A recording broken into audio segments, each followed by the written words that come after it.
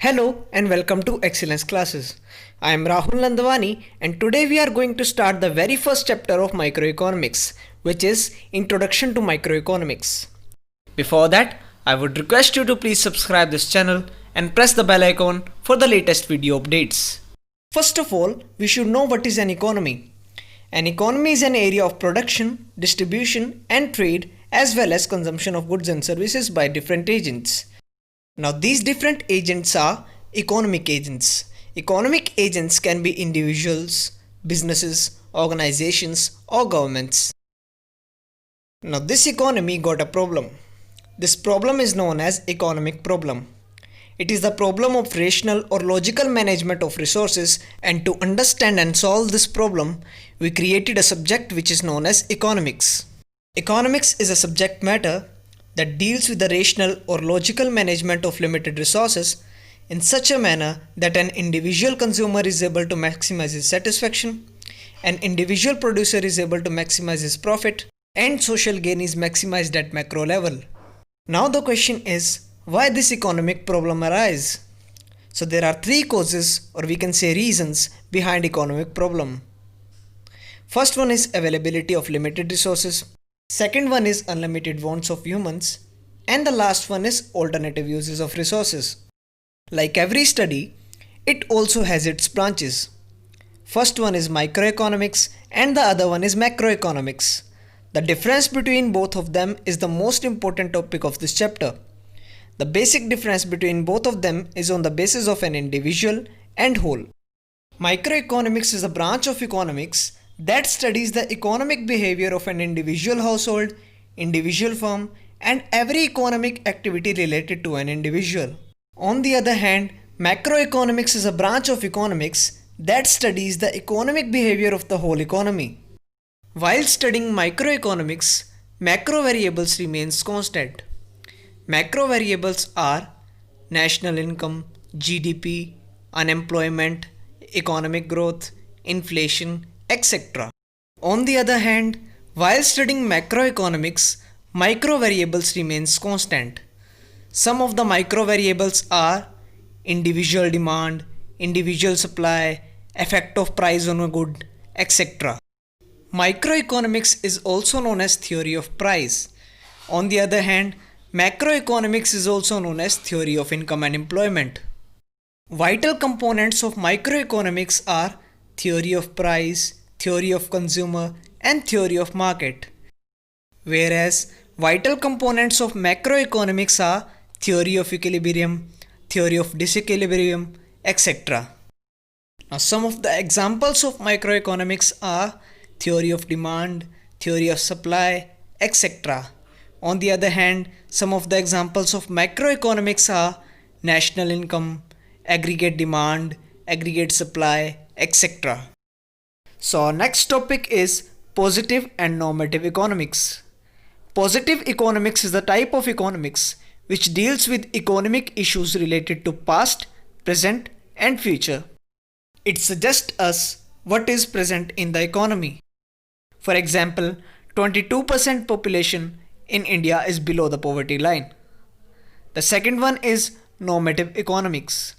Normative economics deals with opinions of the economist related to the economic issues. It suggests us what ought to be. For example, education for all program should be implied in India. Now two types of questions can be asked from this topic. First one is difference between positive and normative economics, a direct question, and the second one may be application based question. For example, every gender should be paid equally.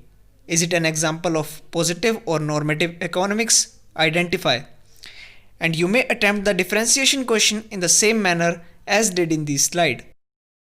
Now to attempt the application based questions on positive and normative economics, it is very important to understand the characteristics of both. It will also help you to increase the points in differentiation questions. Positive economics are the statements explain the economic behavior related to past, present and future. For example, 22% population in India is below poverty line. It is a statement which explains the economic behavior related to present. On the other hand, normative economics are the statements deals with value judgments.